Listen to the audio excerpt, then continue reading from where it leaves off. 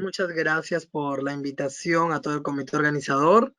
Me siento muy honrado de poder compartir con ustedes este tema tan bonito y tan importante como es hablar del plan de tratamiento, que muchas veces representa pues un reto para nosotros cuando tenemos que atender a un paciente con compromiso sistémico. Un paciente en el que sabemos que las decisiones que tomemos van a repercutir no solo en el plan de tratamiento odontológico, sino también en la vida o el estado de salud general de nuestro paciente. Entonces, son muchas las responsabilidades que tenemos al afrontar y al decidir, pues, realizar un tratamiento odontológico, ¿no? A ver, ¿cómo paso la siguiente diapositiva? Muy bien.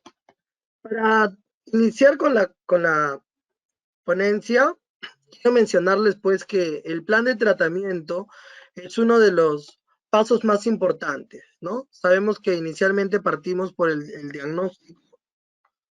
A ver, no puedo compartir, me parece la diapositiva. Deme unos minutos, no sé qué pasó. A ver, un ratito. Y ahora sí, ya. ¿Se visualiza? Las personas que padecen de enfermedades sistémicas, enfermedades congénitas, enfermedades adquiridas, incluyendo en este grupo también de pacientes especiales a los pacientes con discapacidades, pues, ¿no? Debemos tomar en cuenta que se genera la necesidad de un protocolo de atención estomatológica. Este protocolo de atención debe tomar en cuenta todas las particularidades de nuestro paciente, tomando en cuenta siempre el diagnóstico sistémico. El diagnóstico sistémico es la parte más importante. En base a la enfermedad de mi paciente, yo voy a establecer las prioridades del tratamiento, los objetivos y también tengo que prever las posibles complicaciones, conociendo los riesgos según la enfermedad que presente mi paciente. ¿Por qué? Porque vamos a ver que es una responsabilidad que tenemos, ya que conociendo la enfermedad del paciente, vamos a hacer las modificaciones del plan de tratamiento odontológico. Recuerden que estamos hablando de un paciente especial, de un paciente que tiene una condición particular y que requiere pues que nuestro tratamiento odontológico sea seguro y que esté en base a sus necesidades, ¿no? ¿Cuáles son las características de estos pacientes que vamos a atender? Nuestros pacientes especiales tienen una característica particular, que es la existencia de un riesgo médico y de un riesgo odontológico. ¿Qué quiere decir esto? Aquí se habla pues de que la enfermedad sistémica, ¿no?, va a condicionar la vida del paciente a una serie de cuidados y de tratamientos que deben ser siempre seguidos con exactitud y de manera rigurosa. Nuestro paciente tiene que estar muy bien controlado. Debe conocer su enfermedad, debe conocerse la repercusión de esta enfermedad y cuáles son los riesgos que pueden existir durante el tratamiento.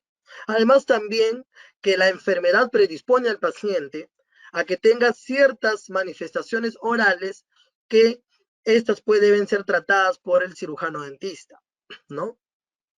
También es importante recalcar en que nuestros pacientes existe una dificultad en el manejo clínico, ¿no? Los tratamientos son más complejos porque no solamente tenemos el tema del diagnóstico odontológico, sino también es el diagnóstico sistémico. Entonces tenemos que tomar nuestras decisiones en base a esos dos factores, tanto como para el manejo de conducta en el caso de nuestros pacientes que presentan discapacidades, habilidades diferentes, ¿no? Como también los procedimientos odontológicos deben ser modificados en caso de que algunos pacientes no toleren ciertos medicamentos, ¿no? O no toleren el uso de vasoconstrictores o las interacciones farmacológicas de los medicamentos que vamos a prescribir. También la presencia de manifestaciones orales y de secuelas. La mayoría de nuestros pacientes especiales van a tener lesiones orales asociadas a su enfermedad, como también secuelas que son consecuencia del tratamiento farmacológico que recibe, ¿no? Entonces vamos a tener también que tratar eso. Y eso va a acompañar al paciente durante toda su vida, porque estas enfermedades son crónicas, algunas son degenerativas. Entonces, el odontólogo de pacientes especiales, ¿no?, va a tener que seguir al paciente durante todo el transcurso de su enfermedad para darle calidad de vida y para permitir que este paciente pueda vivir en óptimas condiciones. También la interacción entre el tratamiento médico y el tratamiento odontológico. Muchas veces hay fármacos que nos obligan a tomar decisiones un poco radicales o que nos limitan el tratamiento. Por ejemplo, yo quiero realizar tratamiento de implantes en un paciente que está recibiendo bifosfonatos o que está ahorita actualmente con tratamiento inmunosupresor y que el paciente tiene inmunosupresión. Entonces, esas condiciones limitan un poco el plan de tratamiento que nosotros podemos haber elaborado. Entonces, el plan de tratamiento que nosotros vamos a realizar tiene que ir en torno a la realidad y en torno a la enfermedad y al tratamiento que recibe nuestro paciente. Recuerden que la cavidad oral y la salud sistémica están íntimamente relacionadas. Entonces, siempre tengo que tomar en cuenta eso para mi decisión. Debemos prestar mucha atención. Siempre le digo esto a mis colegas en Perú, que no debemos considerar a la cavidad oral aparte, ¿no? La salud oral y la salud sistémica están íntimamente relacionadas. Entonces, debo siempre evaluar exhaustivamente a mi paciente, no solo desde el punto de vista odontológico, sino desde el punto de vista sistémico. Debo tener en cuenta su enfermedad. Yo debo saber cuál es la enfermedad de mi paciente, hace cuántos años lo diagnosticaron, qué está tomando, cuál fue su última hospitalización, cuáles son los medicamentos que toma, cuáles son los riesgos de esos medicamentos que toma o las complicaciones que se pueden presentar si yo no hago modificaciones en ese plan de tratamiento. Debo tener en cuenta también la magnitud de los riesgos, que es algo que les voy a mostrar en algunas diapositivas. Algo que debemos tomar siempre en cuenta: ¿qué voy a hacer? ¿Cómo lo voy a hacer? ¿Y qué consecuencias voy a tener? Siempre debemos hacernos estas preguntas para poder tener claro que el tratamiento que vamos a ofrecer es un tratamiento seguro, ¿no? Y que no va a poner en riesgo la salud de nuestro paciente. Ahora, debemos también tomar en cuenta ser realistas, de que hay enfermedades sistémicas que son muy complejas y que muchas no tienen un buen pronóstico, ¿no? Entonces debemos también tomar en cuenta ello, determinar si el tratamiento odontológico que vamos a realizar va a superar los riesgos, si el beneficio va a ser mayor.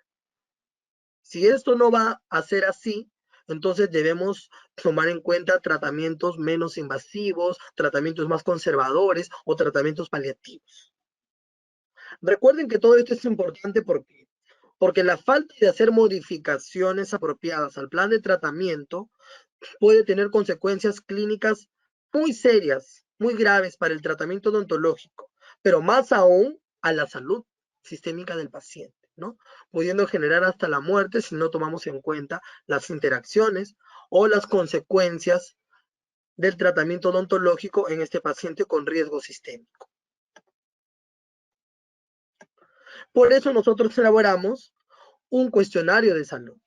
Ustedes saben que tenemos un cuestionario de salud, el cual nos va a permitir a nosotros, ¿no?, identificar, pues, si el paciente responde afirmativamente a este cuestionario, yo ya tengo que ir ideando otras preguntas, otra manera de abordar la historia clínica, porque recordemos que son dos formas diferentes. Una, cuando el paciente dice no a las preguntas del cuestionario de salud, que quiere decir que no presenta algún riesgo sistémico o alguna comorbilidad. Y otra, cuando el paciente nos dice sí.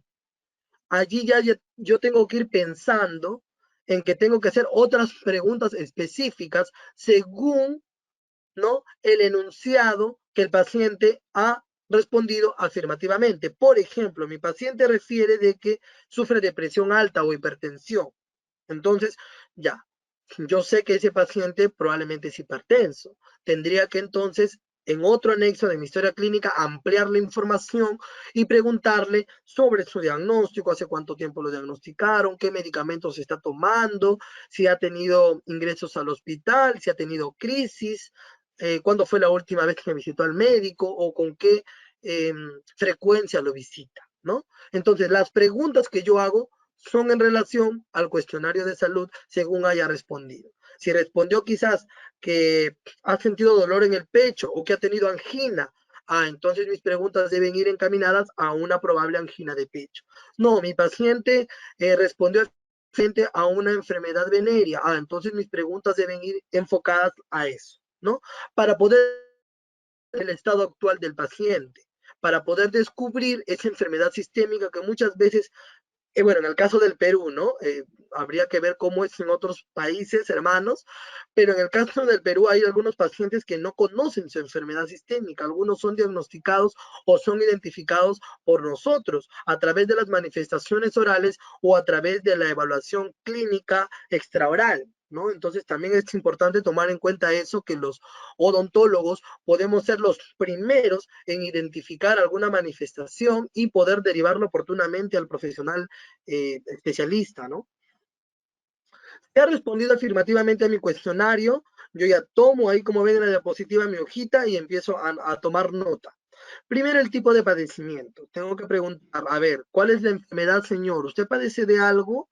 ¿O tiene síntomas? ¿Le duele la cabeza? ¿Se marea? ¿Siente que no puede dormir? ¿Tiene que dormir con muchas almohadas sobre la cabeza? ¿O se levanta en las noches? ¿Suda? Todo eso, ¿no? Luego, ¿hace cuánto tiempo se han presentado estas molestias?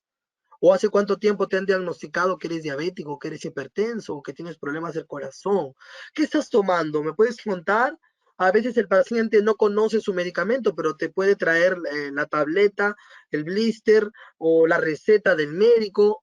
Toda información que el paciente pueda darte es importante, porque el paciente, acá los colegas que son de Perú no me dejarán mentir, trae solamente, sabe el color de la pastilla. ¿No? Toma una pastilla blanquita, una pastilla rojita, una pastilla amarillita. Entonces, para nosotros es muy difícil porque la mayoría de pastillas se parecen en los colores, ¿no? Entonces no sabemos de qué medicamento nos está hablando. Entonces siempre les pido, les llamo antes de la consulta, antes de la visita y les digo, por favor, ¿puedes traerme tus medicamentos? Por favor, ¿puedes traerme todo lo que tengas en relación a tu enfermedad o en relación al problema de salud? Puedes traerme algún examen que hayas tenido, así no sea actual, pero para que me dé una idea a mí de qué es lo que puede tener mi paciente y poder orientar mis preguntas. ¿Por qué hacemos esto? Porque conociendo a mi paciente, conociendo los riesgos, mi tratamiento odontológico ya va a ser lo más fácil, porque va a ser solamente aplicar lo que nosotros ya sabemos, que es odontología, que ya lo conocemos muy bien. Entonces solamente nos faltaría organizarnos en base a la enfermedad. También conocer si ha tenido ingresos hospitalarios. Yo le comento una anécdota.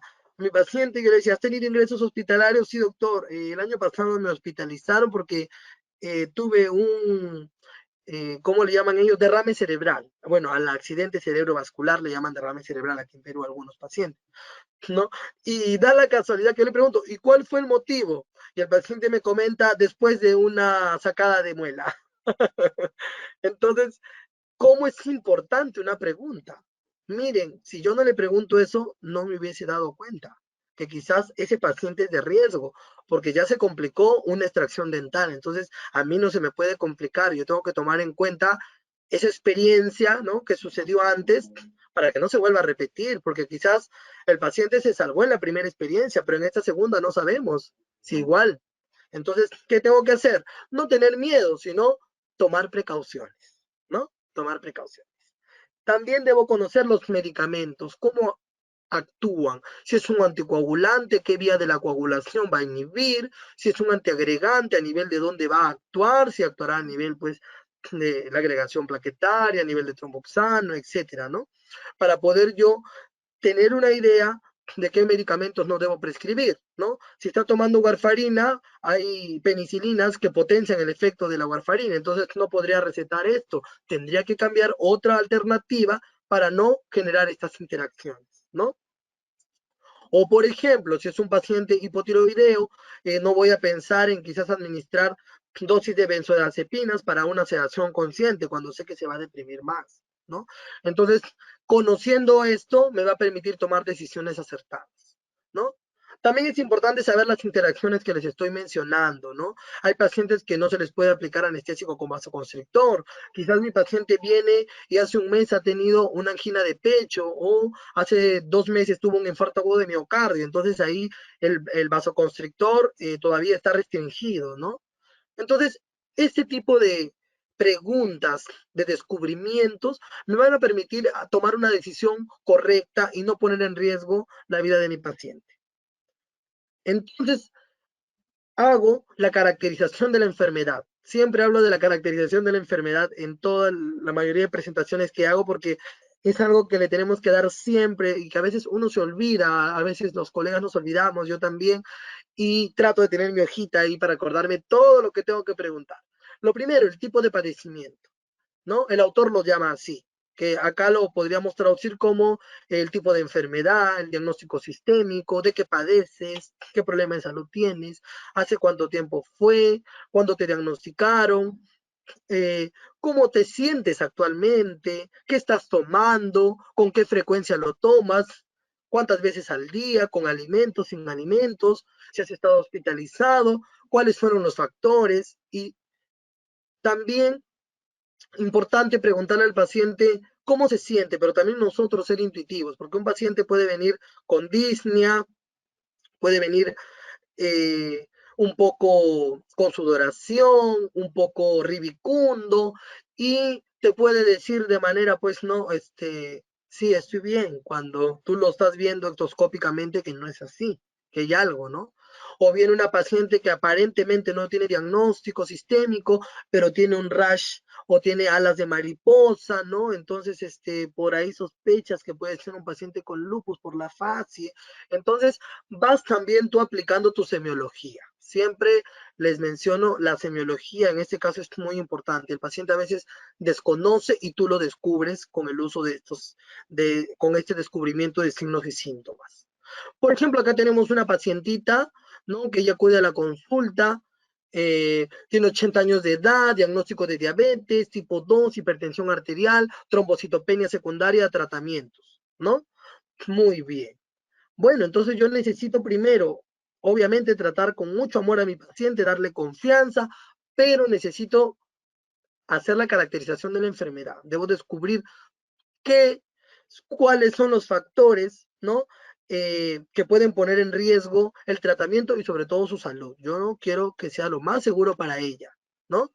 Entonces, ahí tengo mi ayuda, mi tablita, por si me olvido, ¿qué es lo que tendría que preguntarle? Ustedes pueden hacer el ejercicio al principio, a mí me cuesta a veces seguir el orden o hacer una anamnesis detallada, lo podemos hacer, les va a servir la plantilla y lo pueden aplicar en su práctica privada. A mí me sirve muchísimo. Le pregunto entonces, señora, muy bien, ella me dice que fue diagnosticada con hipertensión arterial hace 15 años por cardiología, niega alguna crisis o complicaciones o ingresos al hospital, su último control fue hace un mes por cardiología, su presión arterial, según le evalúan en casa su enfermera que tiene, su auxiliar de enfermería, 130/80. Su tratamiento es el losartán, una tableta cada 24 horas, y nifedipino también cada 24 horas. Ah, ya tengo una idea de esta paciente. Ya sé también cuál es su basal, ¿no? Yo cuando tome mis valores de presión arterial voy a también a corroborar si lo que ella me dice es cierto. O a la hora que evalúe el pulso, también voy a corroborar, ¿no? Si es que realmente la información también que me dé el paciente va de la mano con lo que yo descubro, ¿no? Muy bien. Luego también tengo que tener en cuenta la otra enfermedad, ¿verdad? Todos los diagnósticos sistémicos. Entonces preguntaré ahora por la diabetes hace 2 años, por endocrinología. Ah, muy bien, la está viendo un especialista. Hay un antecedente de cetoacidosis diabética y con una secuela. Yo ya detecté la secuela, porque cuando la paciente ingresó, había una paresia en un lado, ¿no? En el lado izquierdo. Entonces yo ya, de allí ya tengo una idea. Algo pasó para que haya una secuela. Ahora tengo que descubrir por qué sucedió. ¿Por qué? Porque tengo que tener en cuenta que quizás no hay un buen control en esa enfermedad o hay algún riesgo, ¿no? Entonces, esos factores deben ser evaluados con mi anamnesis y con mi examen clínico, ¿no? Debo conocer a mi paciente. Antes de revisar la cavidad oral, yo ya tengo que haber hecho una correcta anamnesis. Recuerden que nosotros recaudamos dos cosas en la historia clínica. Yo voy a recaudar síntomas en el anamnesis y signos en el examen clínico. Entonces, esa norma se tiene que respetar. Debo tomar en cuenta entonces, he tratado de ser lo más didáctico, identificar clínicamente al paciente, ahí les he puesto algunos ejemplos con algunos casitos, ¿no? Yo soy muy curioso, los que me conocen saben que observo todo. Entonces, desde que entra el paciente veo cómo camina, cómo mueve los ojos, si está inquieto, todo. ¿No? Por ejemplo, este niño de aquí, vemos, tiene una fase característica, sus ojos, su exoftalmos, está sudando, temeroso, tiene la habilidad emocional, cambia rápido de conducta, entonces también eso ya me llama la atención a que algo puede tener, ¿no? Otra cosa, la mamita abriga mucho al pequeño, cubre mucho el tórax, como en el caso del niño que les estoy mostrando que tiene pecho excavado, ¿no? O pecho excavatum. Eh, entonces, pregunto de manera siempre muy cuidadoso, porque tampoco no hay que ser indiscretos, ¿no? Pero a veces hay que ganarse por eso mucho la confianza y preguntarlo de una manera muy asertiva, para que el paciente no lo interprete como que estás invadiendo su privacidad, ¿no? Pero, ay, el bebé ¿puedes contarme cómo ha sido su nacimiento? Quiero conocerlo más. O sea, agarrar esos temas y no necesariamente, oye, ¿qué enfermedad tiene? Oye, ¿tiene ahí un hueco en el pecho? No, ¿no? Sino encontrar términos muy asertivos, ser muy empático con el paciente para que me pueda contar, ¿no? Miren, esa mamita ha dejado que yo le tome una fotografía a su pequeño, ¿no? Entonces, cosa que para un padre a veces le pedimos una fotografía y a veces lo piensa. Imagínense fotografiar el tórax de un pequeño, ¿no? Que está con una depresión. Entonces, eso uno lo descubre cuando el paciente ingresa o durante el examen o cuando antes nos dábamos, bueno, abrazos, ahora ya no lo hacemos por tema de coronavirus, ¿no? Entonces, te das cuenta, aplica su semiología en todo contexto. También el conocimiento del diagnóstico sistémico. Yo ya sé en la llamada que programamos que mi paciente que viene tiene algún síndrome o algún trastorno o enfermedad congénita. Bueno, ya tengo que ir pensando cuál puede ser.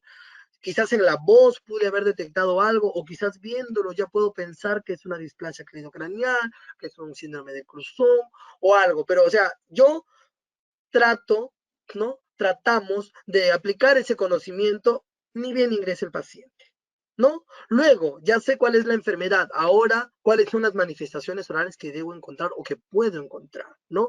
Si es diabético, puedo encontrar quizás candidiasis, puedo encontrar enfermedad periodontal, abscesos periodontales o quizás aiterostomía. Entonces ya empiezo también a tener nociones para estar más atento a las lesiones que se pueden presentar, porque a veces cuando no estamos atentos están allí las lesiones y pasan desapercibidas. Y algo importante para nuestro plan de tratamiento, estimados colegas, conocer la expectativa del paciente, ¿no? Nos ha pasado en la residencia, y acá tengo como colegas, compañeros de residencia, a quienes agradezco también su presencia, que hemos hecho un plan de tratamiento para nosotros, wow, lo máximo para el paciente, le hemos querido rehabilitar y todo, y el paciente no quiere. No, porque te dice, mira, yo tengo VIH y bueno, ahorita no quiero, o el paciente va a entrar a quimioterapia y ahorita no es el momento para ponerle implantes, no es el momento para hacerle carillas, sino para desfocalizar. Entonces también tomar en cuenta eh, en qué etapa de tratamiento se encuentra el paciente, ¿no? A veces queremos darle lo mejor, pero hay que decidir el momento apropiado, ¿no? ¿Qué pasaría si yo rehabilito ahora con mis coronas, coloco mis carillas, no hago mis implantes y el paciente va a entrar a quimioterapia o radioterapia aquí en unos 15 días? Entonces, no vamos a poder ahí tener un buen control o hay muchos factores que pueden también influir, ¿no? Y evaluar los riesgos, que aquí les voy a mostrar un esquemita que les he preparado.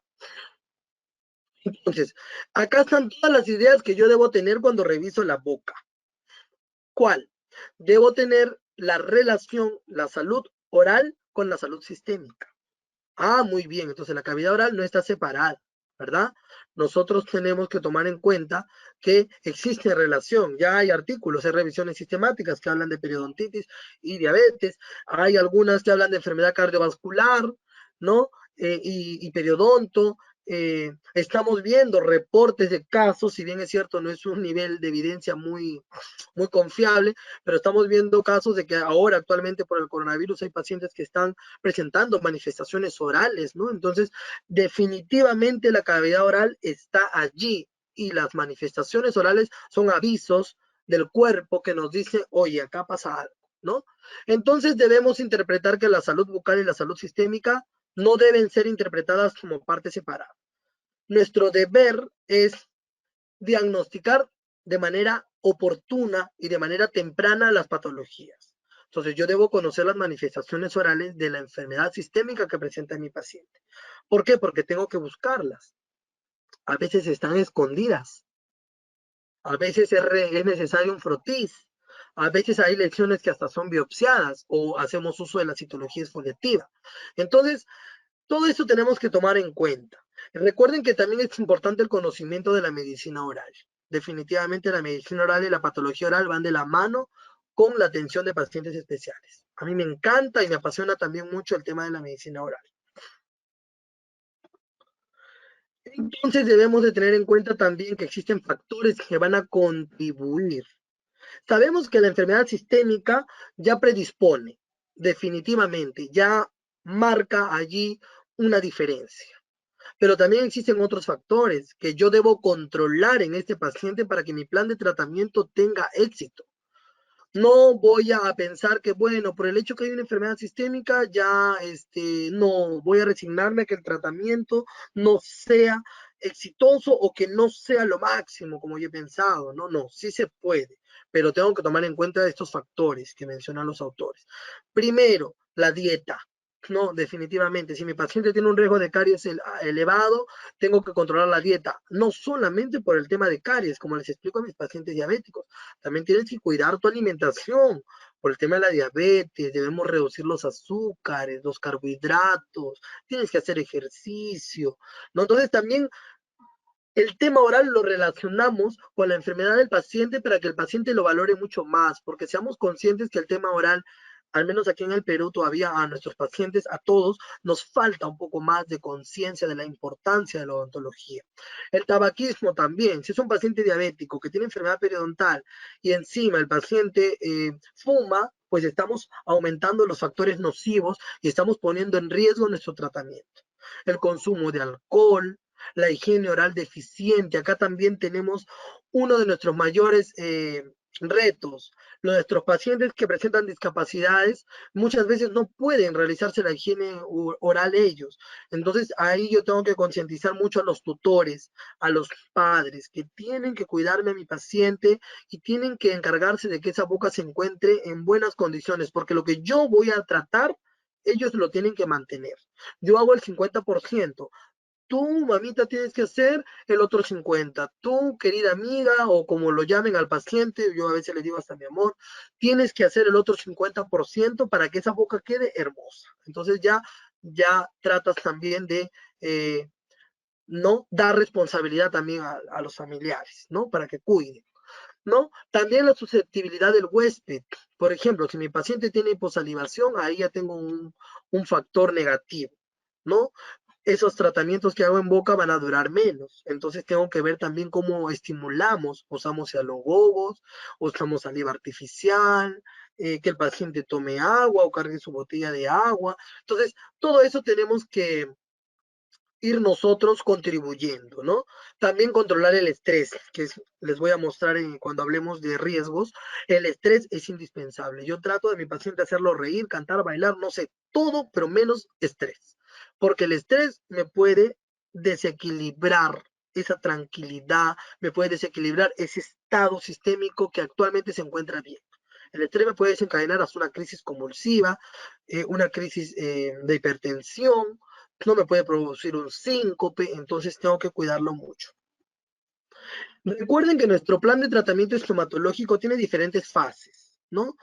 En este caso yo le voy a dar mayor protagonismo a la fase sistémica. Definitivamente, creo que nuestra responsabilidad como odontólogos, ¿no? Profesionales de la salud y que nos apasiona la atención de pacientes especiales es la fase sistémica. No digo que las demás fases no sean importantes, por supuesto que lo son, pero la fase sistémica, en este caso, en este tipo de paciente, va a condicionar a que el tratamiento tenga éxito, haya longevidad o no haya. Entonces, la fase sistémica es mi primer escalón. Si mi paciente está controlado, puedo planificar todos los tratamientos que yo quiera, según la necesidad de mi paciente, claro está, ¿no? Pero si la fase sistémica no es óptima, lamentablemente, con el dolor de mi corazón, no voy a poder ejecutar lo que yo deseo para él. Tendré que derivar para estabilizar al paciente con el especialista para ofrecerle, ¿no?, un plan de tratamiento acorde a su estado de salud. Recordemos también que mi plan de tratamiento estomatológico va a ir en base a qué? A una fase de higiene. En la fase de higiene yo voy a eliminar todos mis focos de infección y es una de las fases que más hemos ejecutado a nivel hospitalario, ¿no? Los que hemos tenido oportunidad alguna vez hemos visto que cuando viene un paciente de oncología o un paciente que va a recibir terapia inmunosupresora o va a recibir trasplante, la fase higiénica es importantísima porque el paciente no puede tener focos de infección en la cavidad oral, porque al recibir tratamiento que genera inmunosupresión, sus defensas van a bajar y esos focos se pueden activar, ¿no? Entonces, priorizamos la fase higiénica. Ahora, la fase preventiva también. Acá en el Perú nosotros estamos tratando de darle a la fase preventiva porque todavía nos cuesta un poco, pero definitivamente la mejor inversión está en la prevención, ¿no? Definitivamente. Podemos hacer aplicaciones de flúor barniz, técnicas de cepillado. Imagínense un paciente diabético que sepa cepillarse muy bien, que no tenga placa dental. Entonces, eso va a mejorar definitivamente, ¿no? O un paciente con parálisis cerebral que tenga muy bien sus piezas dentarias, que no tenga caries, ¿no? Que no tenga lesiones en la cavidad oral. Entonces, le damos calidad de vida a nuestro paciente. En la fase correctiva, yo voy a tratar de reparar o tratar de reconstruir, tratar de mejorar algunas condiciones que fueron lamentablemente por el tratamiento en la fase higiénica fueron eliminadas, por decir, las piezas dentarias que fueron eliminadas, aquí las tengo que rehabilitar con un aparato protésico, ¿no? O las piezas que fueron tratadas con tratamiento de conductos, aquí tengo que rehabilitarlas con coronas o con postes, ¿no? Etcétera. Y en la fase de mantenimiento, que también es importante y a veces se olvidan los padres, los familiares, es que tienen que acudir a sus controles para poder garantizar de que el tratamiento va a durar, ¿no? Yo les digo siempre, de nada va a servir, mi amor, de que eso esté hermoso y tú no lo cuides, ¿no? Es como cuando te compras algo, tú lo tienes que cuidar.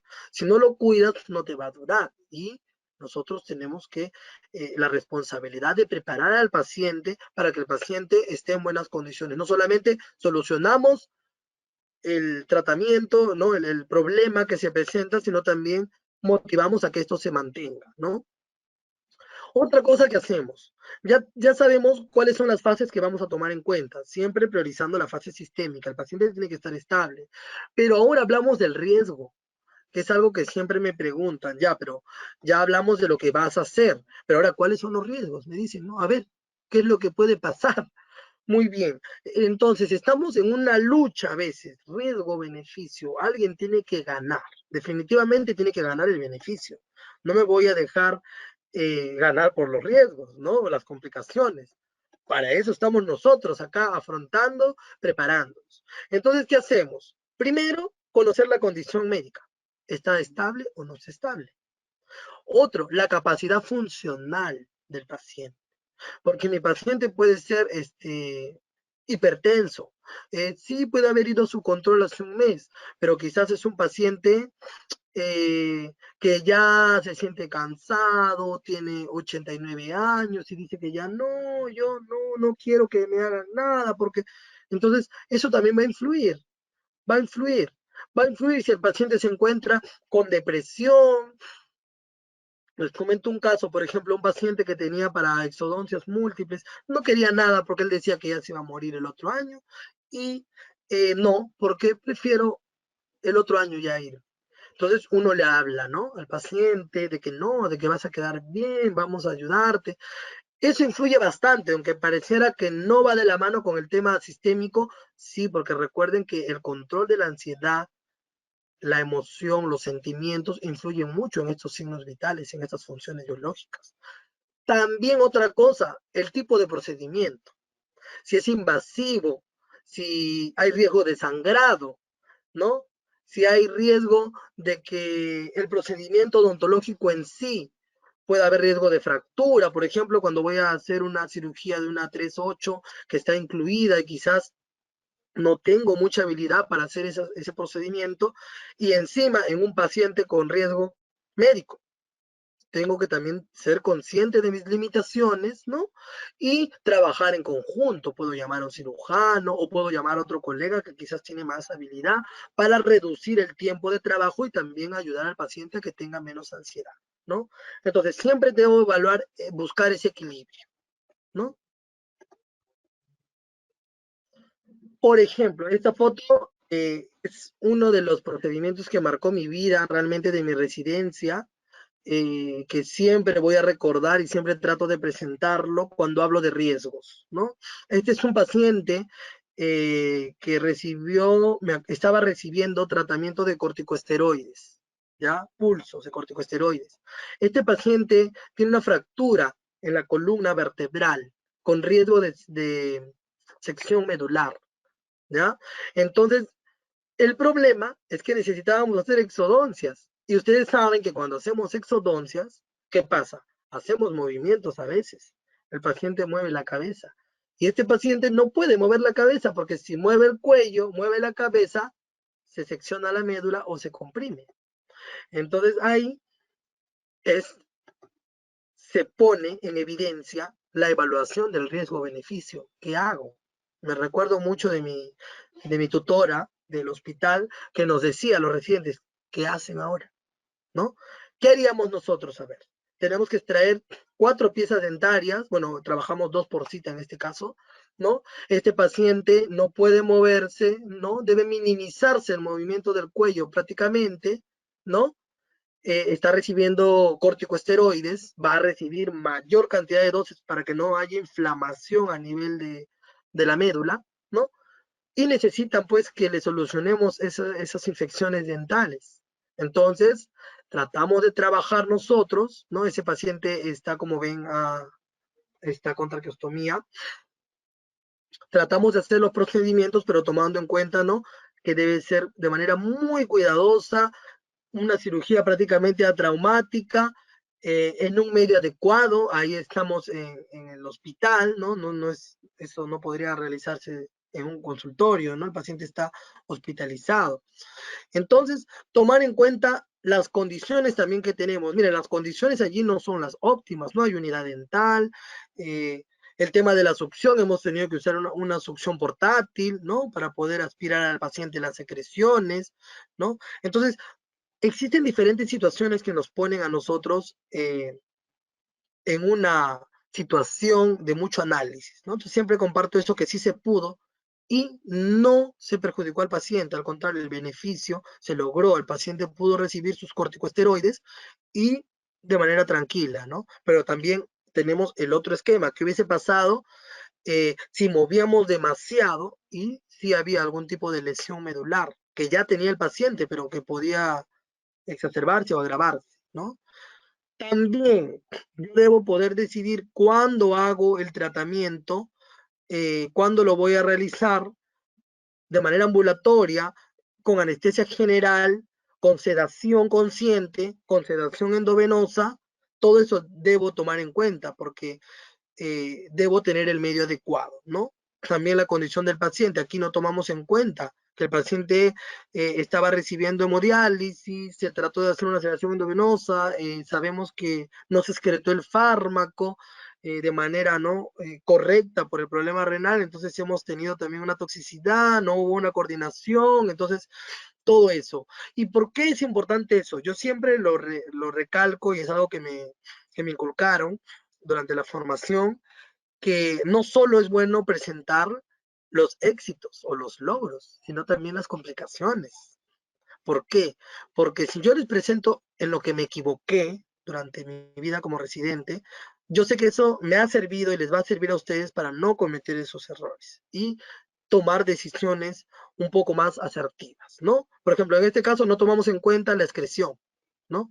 Que si el riñón no está funcionando correctamente, es obvio que ese medicamento no se va a excretar, ¿no? No se va a excretar correctamente. Otra cosa, si un paciente tiene una vía aérea difícil y va a pasar a sala de operaciones, se tiene que tener a la mano quizás ya no un laringoscopio, ¿no? Sino otro elemento que ayude, y eso también quizás el anestesiólogo forma parte de la decisión, ¿no? Un broncoscopio o un fibrobroncoscopio, cuando la vía aérea es difícil, ¿no? Y no a última hora estar buscando dónde está. ¿Por qué? Porque ¿qué pasa si hay errores en la intubación? El paciente va a estar intubado mal durante todo el procedimiento odontológico y nosotros nos demoramos a veces 2 horas. Entonces el paciente puede despertar con una secuela, una atelectasia, ¿no? Una inflamación, una neumonía. Entonces hay que tener cuidado siempre con esas decisiones que tomamos. También cuando hacemos en el consultorio y cuando realmente lo hacemos también derivándolo a un centro hospitalario, que acá les voy a mostrar algunas decisiones. Entonces cuando yo decido, a ver, ¿qué voy a hacer en mi paciente? Debo de tener en cuenta primero, el tratamiento va a ser de emergencia. Acá las decisiones deben ser así, como decimos acá, rapidito, volando, ¿no? Acá viene una paciente que no fue diagnosticada, no se le preguntó, se le intentó hacer un raspado y rápidamente empezó a sangrar. Acude al servicio de estomatología de pacientes especiales de la Universidad Cayetano Heredia, ¿no? Y teníamos que darles solución rápidamente. ¿Cómo? Tuvimos que preparar nuestra pasta, colocar nuestra esponja de colágeno, bueno, acá usamos Hemospon, luego preparar ácido tranexámico, nuestra pastita, colocar y presionar. La paciente, mientras eso, estaba tranquila, estable, luego tomaron sus exámenes, su perfil de coagulación, para ver, porque no sabíamos qué estaba pasando. La paciente venía solamente de emergencia, ¿no? Y no daba información. Entonces ya recién se tomaron los exámenes, se pudo corroborar que había un problema ahí en la coagulación, ¿no? Entonces ya nos permite trabajar nosotros, solucionar el problema y el médico también asumir el rol que tiene que tomar, ¿no? También aquí, si el plan de tratamiento es preventivo, ¿no? Por ejemplo, acá tenemos un paciente hipertiroideo. Bueno, en hipertiroideos lo ideal es esperar que se normalice todo, ¿no? No es la etapa más apropiada para trabajar. Bueno, esa es una fotografía durante mi residencia, ¿no? Se me ve distinto. Entonces, ahí estamos haciendo prevención, ¿no? Prevención, prevención, prevención. Yo quiero que ese pequeño tenga una higiene óptima y no tenga ninguna complicación a futuro. O también un plan de tratamiento más extenso. Quizás este paciente, recuerdo que tiene síndrome de Sotos y púrpura trombocitopénica idiopática, ¿no? Este paciente se tuvo que trabajar la prevención ambulatoria y el plan de tratamiento odontológico, lo demás, que es la fase quirúrgica, tratar en sala de operaciones con transfusión de plasma fresco congelado, ¿no? Entonces, y hemostasia local. Entonces, podemos ir combinando estos esquemas, ¿no? Una parte ambulatoria y una parte en SOP, para que tampoco no tomarnos mucho tiempo en sala de operaciones, ¿no? Siempre también es un riesgo. Luego también tomar pues en cuenta que tenemos diferentes necesidades de tratamiento. Entonces yo debo actuar en base a esas necesidades. Tomo en cuenta que el estado sistémico de mi paciente, y siempre hablamos del AJA, definitivamente, la clasificación. Si mi paciente es sano, si mi paciente tiene una enfermedad sistémica, pero moderada o controlada, bueno, será un ASA 2. Si es un ASA 3, ya la enfermedad sistémica es severa. Si es 4, ya la enfermedad sistémica es severa, pero también es discapacitante o hay un riesgo no constante. Si es 5, ya mi paciente lamentablemente es un paciente moribundo que tiene una supervivencia nula, ¿no? O poco tiempo, ¿no? Entonces, debo tener en cuenta todo ello. Me había olvidado conectar el laptop. Perdón, perdón. Ahora sí. Listo. Entonces, si es un ASA 6, pues lamentablemente es un paciente ya declarado con muerte cerebral, donde muchas veces es candidato para donación de órganos, ¿no? Ahora, ¿por qué influye? Muchas gracias por sus comentarios. ¿Cómo influye esto en mi plan de tratamiento? Porque me lo han preguntado a veces mis colegas. ¿Por qué? Porque conociendo esto voy a tomar una decisión acerca del tratamiento que voy a brindar. Aparte también, depende del ASA, las posibles complicaciones que voy a tener, ¿no? Por ejemplo, no es igual un paciente que voy a tener que transfundir antes paquete globular o plaquetas a un paciente que viene, que tiene un problema plaquetario, pero que está controlado y simplemente voy a hacer uso de hemostasia local. Acá podemos ver también la importancia de que el odontólogo forme parte del equipo de salud. Es algo que en mi país falta y que nosotros, los EPE, siempre estamos allí difundiendo, ¿no? Y los odontólogos también, de que los médicos en el Perú no nos consideran tanto, ¿no? Entonces, esa foto me gusta porque en la residencia de nosotros sí, los médicos se portan pues de una manera muy respetuosa con nosotros y nos consideran para la toma de decisiones, ¿no? Entonces, siempre hago hincapié en eso, hacemos hincapié en nuestro país. Conocer las determinantes de riesgo. Ya hice mi historia clínica, ustedes ya vieron cómo abordé mi historia clínica. También los fármacos y los medicamentos. Yo tengo que saber qué está tomando mi paciente para poderlo tomar en cuenta. Siempre digo eso, ¿no? ¿Cómo lo voy a hacer? Ahora, exámenes complementarios. ¿Tengo o no tengo exámenes complementarios? Tengo que tener exámenes que también me den un respaldo y un sustento de que esa condición sistémica está bien, ¿no? Tiene mucha razón, doctora Lourdes. Acá me imagino que también estamos en esa lucha. Las pruebas de laboratorio y las interconsultas, ¿no? Otra cosa que quiero comentar en las interconsultas, que nos pasa mucho en Perú, quizás a ustedes también, se los comento, es que el médico conoce la enfermedad del paciente, pero no conoce el protocolo de atención odontológica, entonces no sabe qué sugerir. En mis primeros años en mi primer año de residencia siempre colocaba, ¿no? Y me enseñaban mis docentes, colocar eh, siempre solicito evaluación y sugerencias por su especialidad, ¿no? Siempre los docentes nos decían, sí, manda tu interconsulta, siempre me acuerdo de ello. Entonces, mandaba una interconsulta, pero el médico no respondía a ninguna sugerencia, ¿no? ¿Por qué? Porque no conoce el protocolo de atención, o le mandas el diagnóstico de absceso dentro alveolar, y no sabría cómo orientar al paciente, simplemente te manda información de la enfermedad, pero no te aconseja.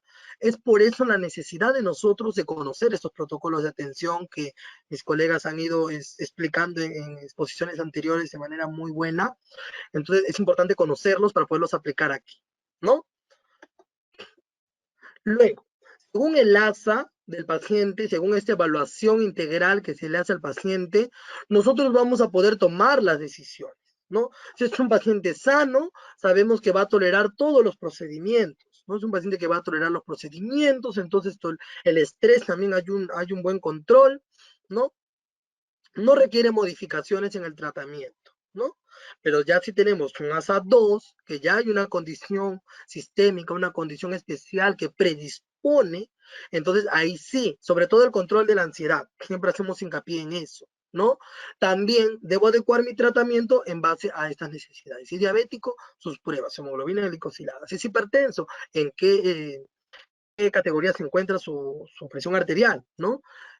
Si es enfermedad renal, en qué estadio se encuentra, ¿no? Entonces, tomar en cuenta estas particularidades. Ahora, si es un ASA 3, acá sí debemos evaluar la probabilidad de que el paciente se atienda en un medio hospitalario, ¿no? Debemos tener siempre en cuenta ello. ¿Por qué? Porque lo que yo busco no solo es lograr un tratamiento odontológico pues que dure, sino también no poner en riesgo la vida de mi paciente, que lo que queremos es seguridad, ¿no? Si es un ASA 4, definitivamente no debe ser atendido en consultorio, debe ser atendido en hospital con un equipo multidisciplinario. Si mi paciente tiene angina de pecho inestable o tiene alta probabilidad de infarto agudo de miocardio, o aparte tiene otras comorbilidades, entonces no, mi paciente tiene que ser atendido en el hospital, tiene que estar el cardiólogo, trabajar en conjunto, que es lo que nos forman en la especialidad nuestros docentes, ¿no? Es muy importante. Luego también, si es un paciente ASA 5, pues bueno, aquí sí, ¿no? El tratamiento es paliativo, ¿no? Nos llaman muchas veces para calmar dolencias, solucionar urgencias muy pequeñas, ¿no?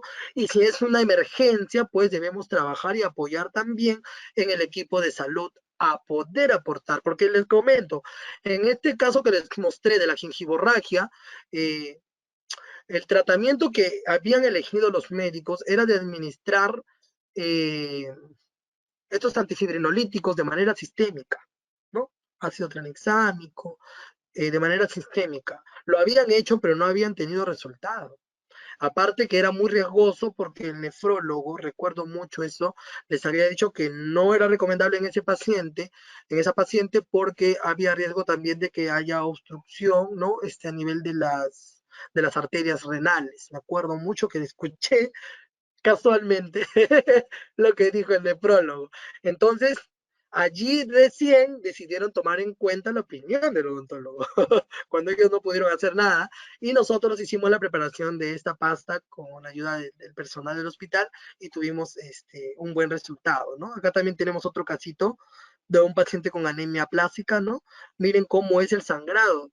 El paciente tenía trombocitopenia, ¿no? También una leucopenia bastante severa, estaba en aislamiento invertido. Entonces allí también entramos nosotros. Hemos colocado nuestras cubetas, esas que utilizamos para florización. No sé si allá también mis colegas de otros países utilizan esas cubetas. Acá tenemos unas cubetitas para florizar. Las hemos colocado con hemocolágeno, con hemospon, para poder ayudar al paciente a que no haya mucho sangrado y ahí las plaquetas queden atrapadas, ¿no? Y nos ha dado resultado. Entonces siempre nos hemos ingeniado, yo rescato mucho eso de mis colegas EPES, que siempre nos ayudamos con esos tips. ¿Cuáles son las posibles decisiones a ejecutar? Este esquema les he elaborado en base a la lectura de ciertos autores castellanos, Lidl, hay otro libro de medicina interna y odontología muy bueno también, que se los puedo compartir.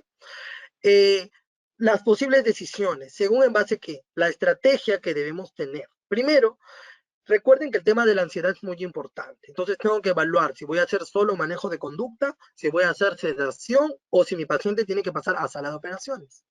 ¿Qué debo tomar en cuenta para manejo de conducta? Bueno, si mi paciente tiene una discapacidad leve o moderada, que yo puedo interactuar, o la conducta se puede tratar, o que puedo hacer restricción física y puedo lograr con eso un buen resultado, lo hacemos. ¿Ya? Otra cosa, si es un paciente ASA 1 o 2, con manejo de conducta podemos controlar el estrés, no hay ningún problema. Pero debemos tomar en cuenta el tipo de procedimiento. Si es un procedimiento muy extenso, quizás allí el manejo ambulatorio no es tan recomendado. El tiempo durante la intervención es importante. Mi paciente puede ser muy cooperador, pero ¿qué pasaría si me demoro 1 hora o 2 horas trabajando en esa boquita? Ahí sí, no va a estar tan tranquilo. Y si se me estresa y es un paciente que tiene problemas cardíacos, problemas cardiovasculares, problemas hormonales, pues eso va a generar un desequilibrio. Otra cosa, puedo hacer uso de la sedación, quizás, para que mi paciente coopere un poco más, o si es un niño, una sedación consciente, claro que sí, pero debemos ver también el tipo de dosis que vamos a dar con el uso de benzodiazepinas. Aquí utilizamos el midazolam, pero de preferencia en pacientes ASA 1, ¿no? De preferencia pacientes ASA 1. Si es un paciente que tiene enfermedad respiratoria, telectasia, displasia broncopulmonar, asma, no voy a irme tanto a la sedación porque puedo tener una depresión respiratoria, un apnea, y después en vez de generar un bien, puedo hacer un daño, ¿no? Entonces, siempre por eso mi decisión va enfocada al diagnóstico sistémico. Y si es en sala de operaciones, pues ahí sí, ¿no? Debo considerar el riesgo quirúrgico, el ASA que me dé el anestesiólogo, mis exámenes preoperatorios, ¿no? Mis interconsultas y sobre todo, ¿cuándo tomo esta decisión? Cuando la discapacidad es muy severa y el paciente no coopera, ¿no? No se puede porque el tratamiento es muy extenso o es muy complicado, como el que les mostré. Entonces, allí. O también cuando la vía aérea es muy inestable. Por ejemplo, pacientes que presentan desviaciones en la columna, ¿no? Lordosis, sifosis, o pacientes que presentan enfermedades respiratorias o secuelas pulmonares. Entonces, allí mejor el paciente debe estar monitoreado, ¿no? Bien ventilado, ¿no? Porque acá sabemos, pues, ¿no? De que en la anestesia general los reflejos protectores están abolidos y dependen de una máquina, ¿no?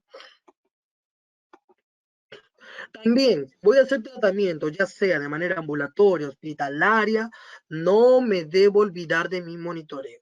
Yo le coloco siempre, por recomendación de mis docentes, siempre que me han tenido así, el uso del pulsoxímetro, el tomar la frecuencia cardíaca, la presión arterial, la frecuencia respiratoria, estar siempre monitoreando. Recuerden que nuestros pacientes tienen estas dificultades, ¿no? Entonces tenemos que siempre monitorearlos. Este monitor, por ejemplo, que aquí les he colocado la foto, es el que utilizábamos en la residencia, en el Hospital Cayetano, ¿no? Que nos ayudaba muchísimo. Este de aquí es el que utilizamos ahora algunos, bueno, yo utilizo ese, ¿no? A veces otros colegas sé que tienen otro y me facilitan para evaluar a nuestro paciente, ¿no? Pero si tenemos que derivarlo, bueno, lo derivamos a otros EPEs que están en hospital y ellos pueden hacer un manejo más especializado, ¿no? La saturación, ahora que se habla mucho de la saturación, siempre trabajar en 95 a 100, ¿no? Me gusta el 97, pero a veces hay pacientes que por su condición desaturan un poquito, 95 es un valor aceptable por la literatura, ¿no? Luego, este es un artículo muy interesante que se habla del consultorio dental hospitalario, ¿no? ¿Cuáles son esos factores que tomamos en cuenta? Aquí hicieron una búsqueda de 29 artículos de ensayos clínicos, ¿no? Adecuadamente diseñados. ¿Cuáles son esas condiciones que debemos tener? Habla de que el entorno hospitalario, pues, ofrece la ventaja, ¿no? Del acceso a los servicios médicos, es cierto. Yo recuerdo que a veces hay complicaciones en pacientes ASA 3, por ejemplo, ¿no? Que deben ser atendidos ya según el tratamiento en un medio hospitalario. ¿Hay alguna complicación? Tenemos a la mano al médico para pedir ayuda, porque a veces pasan situaciones que se nos escapan de las manos y debemos estar preparados para asumirlas con responsabilidad y sacar adelante al paciente, ¿no? Entonces, esa es la ventaja del hospital. Si tenemos un paciente que representa mucho riesgo, mejor derivarlo al hospital. O como el caso de la paciente que vino con gingivorragia espontánea, tenemos a la mano en el hospital exámenes auxiliares, reactivos, químicos que puedan rápidamente darme los resultados y no tener que esperar a derivarla a un centro particular donde quizás se demora un poco más, ¿no? O en otra cita cuando es una urgencia, ¿no? Entonces, eso también tomarlo en cuenta. Ahora, en el hospital sabemos pues, que hay posibilidad de hacer tratamientos bajo anestesia general, entonces eso también es importantísimo cuando son tratamientos extensos, ¿no? La cirugía ambulatoria monitoreada también, a veces hay pacientes que por su enfermedad se hace sin anestesia general, pero se queda el paciente en el hospital para ser controlado, monitoreado, ¿no?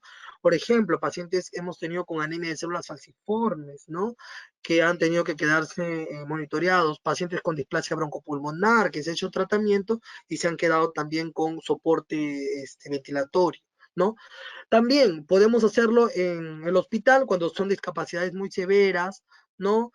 Por ejemplo, parálisis cerebral, que el paciente es muy lábil, hay algunos que todavía no están muy controlados y los reflejos protectores no se llegan todavía a controlar, entonces tenemos mucho riesgo de hacer laringoespasmos, broncoespasmos, y eso pues se pone en riesgo la salud del paciente, ¿no?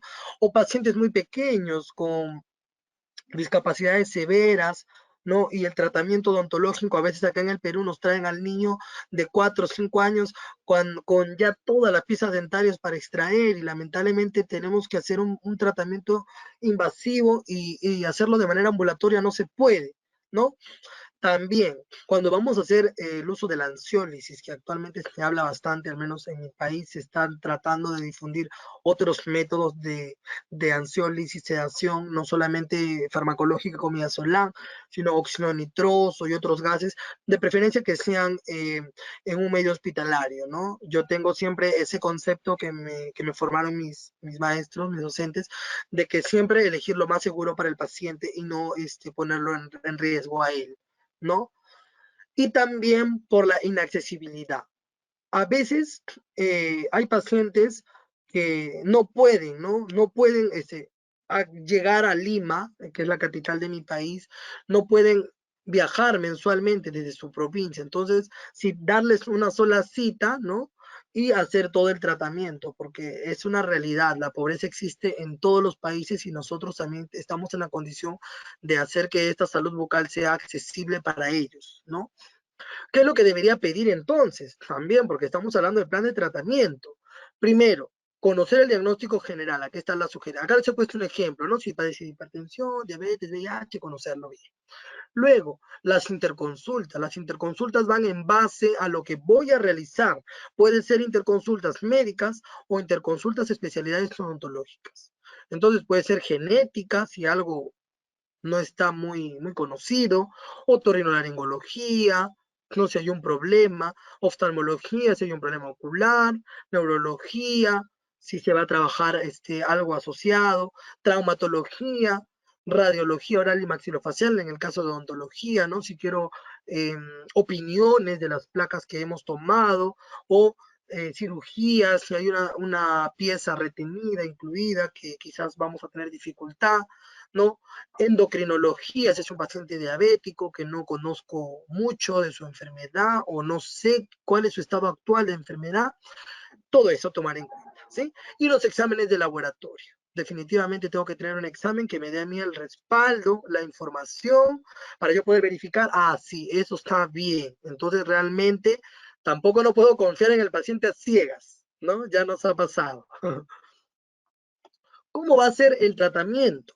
El tratamiento va a ser de diferentes formas. Acá les he elaborado un esquema. Puede ser en consultorio externo, ¿no? Que es lo que hacemos en el consultorio odontológico privado. Puede ser ambulatorio con restricción física o con apoyo farmacológico en el caso de la sedación o ansiólisis. Puede ser en sala de operaciones sin internamiento. Ojo, cuando el paciente va a entrar a la sala y ese mismo día va a ser dado de alta. O cuando va a tener salas de operaciones con internamiento, sobre todo en pacientes que tienen secuelas pulmonares, ¿no? Justo les voy a presentar un casito manejado con muchas personas que están aquí en la reunión. Sabía que iban a venir de mi país colegas que hemos compartido la residencia y que he podido aprender, entonces justo he presentado un caso donde salgo con ellos. Tomar en cuenta exámenes auxiliares, como les digo, hemograma completo y diferenciado, definitivamente. Tengo que conocer cómo está esta serie roja blanca y mis plaquetas, ¿no? Si mi paciente tiene problemas de coagulación, bueno, pediré un perfil de coagulación, mi tiempo de protrombina, mi TTP, si está anticoagulado, mi INR, todo eso, ¿ya? O si tiene algún problema renal, pruebas de bioquímica sanguínea, urea creatinina. Entonces, voy abordando según el diagnóstico sistémico. Igual, si tengo que mandar interconsultas, las tengo que mandar. Bueno, no sé, quizás yo no conozco mucho de colgajos, cirugía periodontal. Bueno, envío mi interconsulta al periodoncista para que me ayude y podamos hacer un mejor tratamiento, ¿ya? Siempre tomando en cuenta si el tratamiento va a ser de emergencia, preventivo, inicial o a futuro.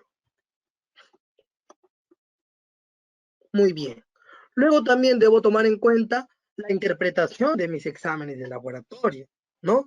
Yo tengo que interpretar estos resultados que trae el paciente, ¿no? Si es para sala de operaciones, la lista de exámenes es un poco más amplia, ¿no? Desde el hemograma, el perfil de coagulación, bioquímica sanguínea, examen de orina, el riesgo quirúrgico, la evaluación por el anestesiólogo y según su enfermedad. Si tiene hepatopatía, pediré perfil hepático para complementar esa evaluación pre-SOP, ¿no? Entonces debo identificar también cuáles son los valores que pueden estar alterados, ¿no? Para yo decir, no, entonces aquí hay algo que puede presentar una dificultad, una complicación, entonces voy a solucionar, ¿no?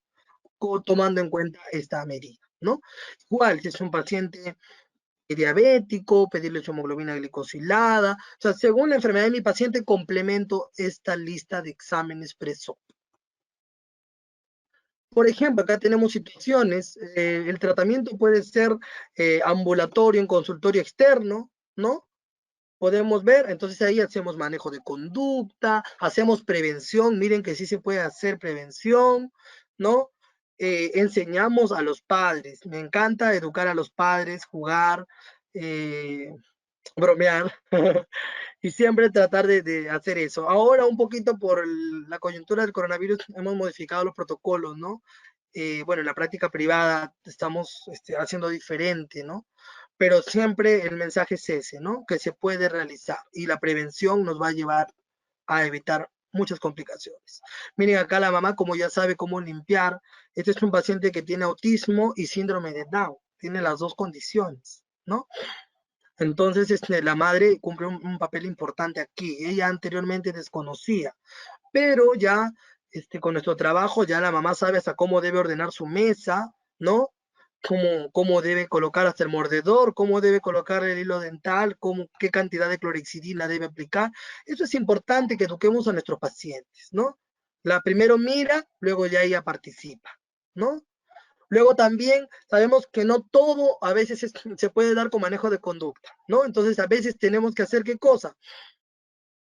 Viene el paciente con una fractura coronaria complicada, ¿no? O con ya una abulsión prácticamente, ¿no? O una luxación extrusiva de la pieza dentaria y bueno, vemos que ya se ha fracturado totalmente, no se puede mantener en boca, pero este paciente tiene parálisis cerebral infantil y vemos que no va a cooperar y es una urgencia, entonces lamentablemente aquí hacemos uso de la restricción, ¿no? No es lo ideal, hubiésemos podido trabajar, pero con manejo de conducta después podemos convertirlo o revertirlo en una experiencia agradable, ¿no? Luego también hay otras situaciones más complejas donde se puede dar el tratamiento odontológico en sala de operaciones, pero con internamiento. O sea, quiere decir que después de esto el paciente no va a volver a casa todavía y yo tengo que advertir y tengo que explicar. Este es un casito muy interesante de la residencia ahí en la Universidad Cayetano, ¿no? Un pacientito pequeño, pero que tiene ya desde a tan corta edad, tiene diagnósticos sistémicos que lo ponen en riesgo, ¿no? Ni siquiera como para intentar una operación por su edad y por sus diagnósticos. Tiene displasia broncopulmonar, atelectasia, asma, una vía aérea difícil y parálisis cerebral infantil. Entonces, miren cómo están sus piezas dentarias. No sabemos qué hacer. La mami quiere mejorar y solucionar ello, entonces trabajamos en conjunto. Trabajamos en ese tiempo los residentes, los docentes, las enfermeras, la anestesióloga. Tomamos consideraciones dadas por el neumólogo, el tema de las inhalaciones, ¿no? Antes de entrar a sala. Y tratamos de agilizar el tiempo porque el tiempo se nos va, ¿no? Entonces, en este paciente no podía estar mucho tiempo y el tratamiento era extenso, tuvimos que estar 1 hora y media, y en 1 hora y media, ¿cómo hacemos esas restauraciones y reconstrucciones? Bueno, acá tenemos un dicho nosotros, que somos ingeniosos y de donde sea conseguimos alternativas, entonces hicimos nuestras coronitas, nosotros, ¿no? Enceramos un modelo, obtuvimos estos moldes, ¿no? Los hemos rellenado con resina y hemos tratado de restaurar así pieza por pieza y después pulir, porque si lo hacíamos a mano alzada íbamos a demorar demasiado, ¿no? Justo aquí estamos los residentes, justo aquí está el doctor Carlos Alfaro, que está aquí en el grupo, y acá estamos acelerando el tiempo, siguiendo el protocolo. Definitivamente, por más que estemos viendo el tiempo, ¿no? Prudente, no debemos descuidar nuestro protocolo de atención, ¿no? Hicimos nuestro acabado y pulido y nuestras piezas quedaron hermosas. Ahí está el equipo, es uno de los casos que más recuerdo y que siempre me marca porque es pequeño el paciente, nos pusieron límite de tiempo y sí o sí se tenía que hacer el tratamiento todo, ¿no? Entonces logramos dejar hermosos esos dientes y gracias también al anestesiólogo, al neumólogo, la vía aérea se mantuvo todo correctamente. Pero también hay situaciones cuando los pacientes, o el otro extremo, ya no son tan pequeños, pero son también como niñitos los adultos mayores. Y actualmente por el contexto del coronavirus, muchos de ellos no están acudiendo a los hospitales o tienen miedo hasta de ir a los consultorios, ¿no? Entonces ahí estamos ya aplicando las visitas domiciliarias, que en mi caso yo las estoy haciendo. Sé que muchos me dicen, no, hay muchos riesgos, yo soy consciente de ello, pero también los CEPES sabemos de que, o sea, nosotros tenemos otra responsabilidad, ¿no? De que hemos elegido esto porque sabemos que, o sea, nosotros también corremos riesgos, ¿no? Pero es lo que nosotros asumimos y lo hacemos con mucha vocación. En este caso, debemos evaluar cuando son pacientes adultos mayores, la edad ya nos pone en una pequeña disyuntiva. ¿Por qué? Porque sabemos que a mayor edad, pues los órganos no funcionan igual, ¿no? Muchos resultados de laboratorio se alteran, la bioquímica sanguínea sale alterada, o la polifarmacia que le llamamos aquí, que el paciente toma muchos medicamentos y eso va a interactuar con el tratamiento, ¿no? Entonces, tomar en cuenta ello, la edad del paciente. Si es muy pequeño, la vía aérea es difícil, ¿no? hay que manejarla con mucho cuidado. Y si es muy adulto mayor, muy anciano, nuestro pacientito, también tener en cuenta de que los órganos no funcionan igual, que ese riñón no va a excretar igual mis fármacos, ¿sí? Si el paciente no está controlado o es ASA2 o ASA3, debe seguir una evaluación por el médico y de preferencia, ¿no? En base a los riesgos, tomar una decisión acertada. Es un casito hace poco de un paciente que no podía ir al hospital ni a un consultorio, ¿no? Porque no se puede movilizar, tiene problemas cardíacos. Me gustó mucho cómo sus hijos elaboraron esta lonchera, de que sus fármacos están distribuidos, como ellos son conscientes que no conocen la medicación, miren cómo lo han dividido. Para el desayuno, esto. Para el almuerzo, esto. Para el desayuno, cada medicamento. Yo lo que hice, pues, entonces es preguntar al médico, ¿no? Uno pregunta al médico y puede ayudar a incentivar a los familiares, ¿no? A que puedan tener este orden. Entonces ya saben que le dan en el desayuno, abren el tapercito y sacan el medicamento que es, ¿no? Si es que se olvidaron el nombre del medicamento, ¿no? Entonces, aquí evaluamos al paciente, este paciente es hipertenso, este paciente está anticoagulado, ¿no? Con warfarina, se le pidió su INR para evaluar, ¿no? A ver, se movió. Lo hemos atendido en su casa, ¿sí? Llevamos una succión. La colega que me contactó con el paciente es una colega que nos conocimos en un curso que yo dicto algunos cursos aquí en mi país, y bueno, fue un gusto ayudarla, aparte fue una experiencia bonita ir a la casa del paciente, conocerlo, darle seguridad. Él comentó que qué diferente se siente, ¿no? Que lo atiendan en su casa. Él estaba muy seguro, y ese tema del control de las emociones influye bastante en la función cardiovascular.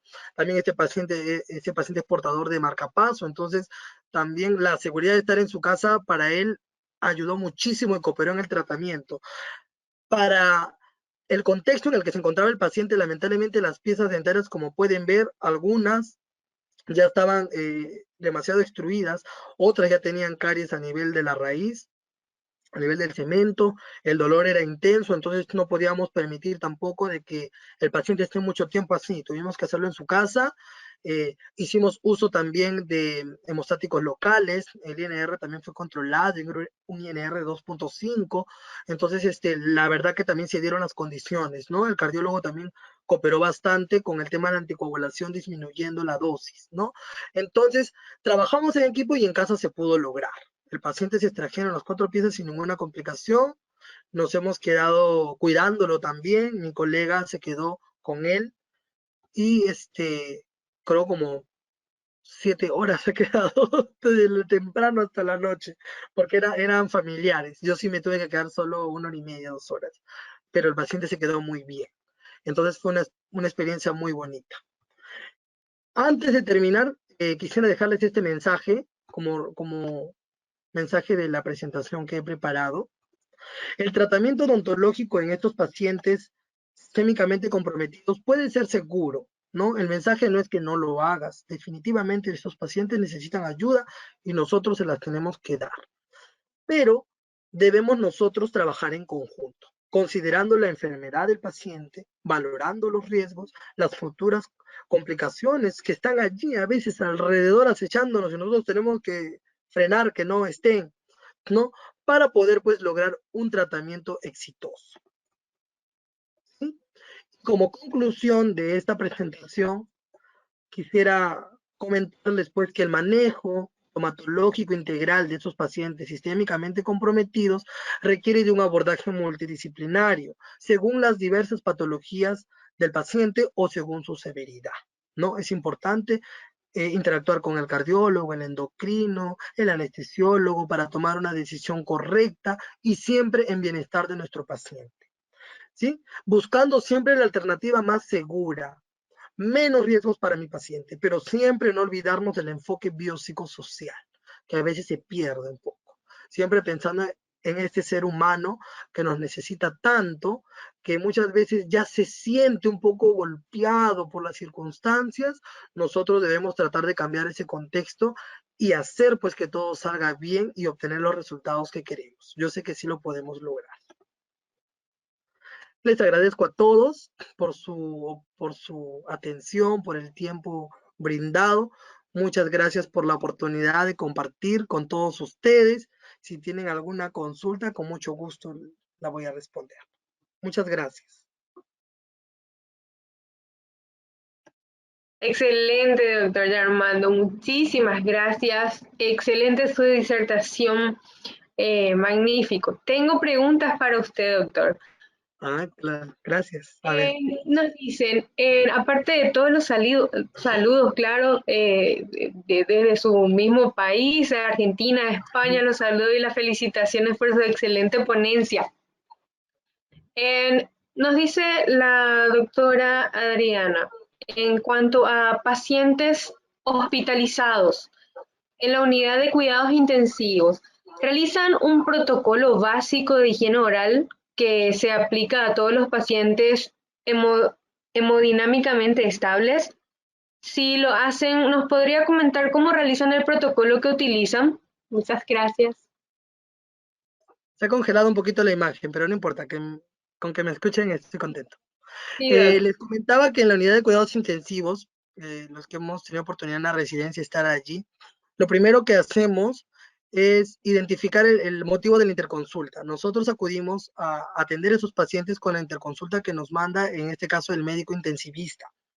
Según la interconsulta que nos da el médico intensivista, ahí establece las prioridades, ¿no? Se establecen las prioridades. Es decir, paciente va a recibir pulsos de corticosteroides, o va a recibir ciclosporina, o va a recibir algún medicamento quizás que puede hacer que esos focos de infección se activen, ¿no? Entonces nosotros acudimos en respuesta a esa interconsulta y primero hacemos una evaluación. Hacemos una evaluación de la cavidad oral, revisamos la historia clínica, ¿no? Porque a veces la interconsulta, los datos que nos da el médico, sabemos que es lo más preciso, lo más conciso y muchas veces no es suficiente para que podamos tomar una decisión. Entonces revisamos completamente la historia clínica y nosotros elaboramos un resumen de esa historia clínica. En base a ese resumen que nosotros elaboramos, tomamos las decisiones. ¿Qué decisiones? Conocer cuáles son las prioridades del tratamiento, cuáles son los posibles riesgos, las posibles complicaciones y cuál es el protocolo de atención. Si vamos a extraer una pieza dentaria o si el paciente tiene riesgo de endocarditis y se va a dar profilaxis antibiótica, si el paciente está trombocitopénico, si se le va a transfundir plaquetas, o sea, según eso nosotros decidimos si vamos a interactuar con otras especialidades, como se ha dado el caso, o si solamente se toma en cuenta la información que nos ha dado, en este caso, el médico intensivista, ¿no? Esa es básicamente la decisión que tomamos. Y ya según eso, planificamos el tratamiento, la dosis de anestesia, calculando según el peso del paciente, ¿no? Si requiere vasoconstrictor, se utiliza lidocaína al 2% con epinefrina, calculado con el peso del paciente, la dosis, y hacemos el procedimiento. Siempre nosotros vamos a prever lo que puede suceder, ¿no? Por eso necesitamos revisar completamente la historia para ver los antecedentes. ¿Se escuchó? Sí, doctor. Excelente, excelente, doctor. Voy a fijarme si tenemos alguna pregunta más. Un montón de felicitaciones, de elogios. Muchas gracias a todos. Doctor. Encantado de conocer a muchos colegas de otros países. Y el gusto es nuestro también, doctor. Doctor, ¿cuál es el límite en cuanto al valor del INR que tienen en cuenta para poder realizar una intervención quirúrgica en un paciente hospitalizado que está anticoagulado? Mira, es diferente las variables que evaluamos en cuanto al INR en pacientes hospitalizados y en pacientes ambulatorios. ¿Por qué les comento?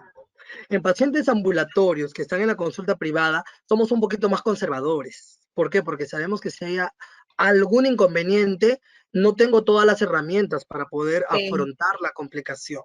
Pero en cambio, cuando estoy en el hospital, uno se siente respaldado y a veces hemos trabajado hasta con valores 3.5, hasta 3. Me recuerdo casos que hemos trabajado hasta con 4, cuando no se ha podido y era una urgencia. O sea, también depende mucho de la circunstancia en la que se presenta el caso clínico. Pero en consulta, donde no tenemos a la mano quizá muchos recursos, solamente hemostasia local, hemocolágeno, epinefrina o antifibrinolíticos, ¿no? Para apósitos, sí recomendamos pues seguir lo que indica en este caso la literatura de Castellanos o algunos artículos que mencionan 3 como límite, ¿no? No considerar más de 3 de INR porque podemos tener alguna complicación. Pero también hemos revisado en algunos artículos que depende mucho del procedimiento, ¿no? No mecanizarnos tanto en el valor del INR, sino también el procedimiento, porque el paciente puede tener 3 INR, pero quizás voy a extraer un remanente radicular que no es muy complejo y que la raíz es corta, está casi en la mucosa, entonces no va a generar mucha dificultad, pero mi paciente puede tener 2.5, ¿no? Y quizás voy a extraer una tercera molar que se encuentra retenida, donde voy a tener que hacer osteotomía y voy a ser más invasivo. Entonces tendría que tomar en cuenta también el INR y el tipo de procedimiento para poder prever el sangrado y el uso de hemostáticos locales. Excelente, doctor, excelente. A ver un poco, tengo una pregunta más, doctor, sobre las interacciones de penicilina y warfarina. ¿Cuál sería el mecanismo? ¿Habría que tener cuidado en la consulta? Nos pregunta el Ah, doctor Milka. sí, lo que describe una literatura es que se potencian los efectos de los anticoagulantes, ¿no? Igual, en estos pacientes que toman anticoagulantes, el manejo del dolor, hay que tener mucho en consideración el uso de AINES, que no debemos indicarlos, porque recordemos que nuestros AINES tienen un efecto que no solamente es para el dolor, para la fiebre y para la inflamación, sino también tiene un efecto antiagregante. Entonces, en estos casos, cambiamos el esquema de los antibióticos para poder usar lincosamidas, ¿no? Que también nos ofrecen una buena cobertura antibiótica para nuestros procedimientos, como la clindamicina, y restringir el uso de AINES. Podemos usar paracetamol, quizás, ¿no? En mayor cantidad de dosis, 1 gramo, ya no manejamos 500 miligramos en estas situaciones, ¿no? Para evitar esa antiagregación, porque recuerden que si el paciente ya está anticoagulado, ya la ruta, la vía extrínseca de la coagulación, pues va a estar afectada por esta warfarina, ¿no? Entonces, imagínense si encima administramos un medicamento que va a tener un efecto antiagregante, entonces estamos aumentando la probabilidad de riesgo y de sangrado, ¿no? De riesgo de sangrado. Entonces, hay que tomar en cuenta ello también cuando prescribimos fármacos. Así es, doctor, excelente. Dicen, en cuanto a la profilaxis antibiótica que usted emplea, doctor, previa a alguna cirugía, ¿en qué consiste? ¿Cuál es su Ah, protocolo, el régimen que usa para poder hacer esta profilaxis prequirúrgica? nosotros En pacientes utilizamos la ambulatorios, creo que sería la pregunta. Nosotros utilizamos la profilaxis antibiótica en pacientes que tienen riesgo de endocarditis bacteriana, ¿no? En estos pacientes Sí. que tienen un grado de inmunosupresión, una cardiopatía quizás que no ha sido reparada o una secuela, ¿no? En alguna estructura intracardíaca, en estos pacientes de riesgo, pacientes que están inmunosuprimidos o que están actualmente en un tratamiento de quimioterapia, radioterapia, que son pacientes vulnerables para poder ser pues instaurarse esta infección cardíaca, ¿no? ¿Qué es lo que hacemos? Damos una dosis, una supradosis, que es lo que nos dice el AJA, que es el ente que nosotros nos regimos, porque también existe otro régimen europeo, pero nosotros nos regimos en el americano. ¿Qué nos dice el americano? Que la profilaxis antibiótica es una supradosis, es una dosis elevada de un fármaco antibiótico que se va a dar antes de un procedimiento. ¿Para qué? Para prevenir justamente esta endocarditis infecciosa. ¿Cómo lo damos? Va a depender si es vía oral 1 hora antes o si es vía intramuscular 30 minutos antes de mi procedimiento. Tomando en cuenta que si el paciente es alérgico o no a las penicilinas. Si es alérgico a las penicilinas, puedo dar clindamicina de 600 miligramos. O si es tolera las penicilinas, podemos utilizar normalmente amoxicilina de 2 gramos. 1 hora antes del procedimiento si vamos a utilizar la vía oral, para proteger a nuestro paciente. Pero recuerden que esto se los estoy mencionando a grosso modo porque es todo un protocolo que el AJA ha establecido, ¿no? También hay que evaluar el tipo de procedimiento. Si es un procedimiento quirúrgico, sí se da, pero hay procedimientos que no generan bacteremia, ¿no? Porque no son considerados invasivos, ahí sí no habría que dar esta profilaxis. Excelente, doctor, porque pasa que todavía existen algunas escuelas en donde se hace de forma protocolar también el régimen de antibiótico terapia prequirúrgico en casos de cirugías invasivas, aunque no hayan factores de riesgos en cuanto a una boca séptica o factores de riesgo sistémicos. Entonces, Claro. no es recomendable entonces. Solamente sería la medicación analgésica y antiinflamatoria Claro, postoperatoria. nosotros nos regimos mucho en la guía del AJA, entonces en esos pacientes que tienen una comorbilidad o un factor de riesgo, en ellos se da la profilaxis antibiótica. Es que lo que pasa es que se confunde un poco el término de terapia preventiva o de tratamiento antibiótico con profilaxis antibiótica, que son temas diferentes. La misma guía del AJA trata de separar y de abrirnos un poco el concepto de profilaxis antibiótica, ¿no? Que es una supradosis antes del tratamiento para prevenir esta endocarditis bacteriana en estos pacientes de riesgo, no en cualquier paciente. Las otras terapias preventivas, que es una terapia de un medicamento que se da antes de un tratamiento, pero en una dosis usual. No se habla de una supradosis, nada. O un tratamiento antibiótico, que sí se da cuando se ha establecido una enfermedad y pues hay todo un protocolo según el tipo de infección, el número de días y el número de antibiótico para tratarlo, ¿no? Son conceptos diferentes que tendríamos que tomar en cuenta.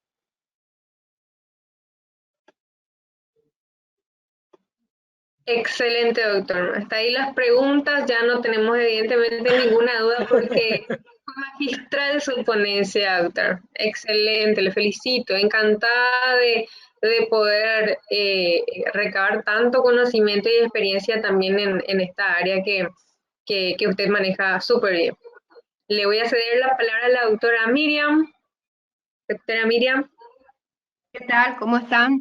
Aquí desde mi casa, reconectada, leyendo también los comentarios. Doctor, excelente su conferencia, en verdad salió todo de 10. Estaban todos muy contentos, que ya vio los comentarios al margen, los saludos. Eso es muy bueno, queridos colegas, que ustedes se conecten. A nosotros nos da un estímulo diferente, saber que están del otro lado y que les es útil lo que estamos haciendo. Muy agradecida con usted, doctor Yar. Un gusto, en verdad, haberlo escuchado y seguimos en contacto. Doctora Belén, también genial tu conducción y te dejo para que puedas despedir al doctor y presentar la ponencia de mañana, por favor, ¿sí? Estás de 10, Belén.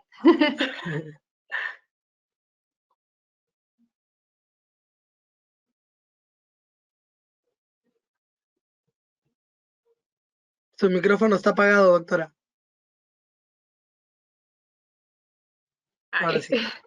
Muchísimas gracias, doctor, por su excelente ponencia, por las aclaraciones que también dio a todo el público. Estamos encantados y esperemos que en nuestro próximo webinar podamos contar de nuevo con su ponencia, doctor. Muchísimas gracias. También poder invitarles para mañana con el tema de atención odontológica integral a pacientes con riesgo médico con el doctor Jorge Coronel, desde aquí de Paraguay. Entonces están cordialmente invitados para mañana a las 7:30 de Paraguay, de nuevo por aquí, por este mismo canal. Muchísimas gracias, doctor, que tenga un buen descanso y así también a todos nuestro auditorio. Que tengan buena noche. Muchísimas gracias, doctor. Muchas gracias. Buenas noches. Hasta luego. Hasta luego. Gracias.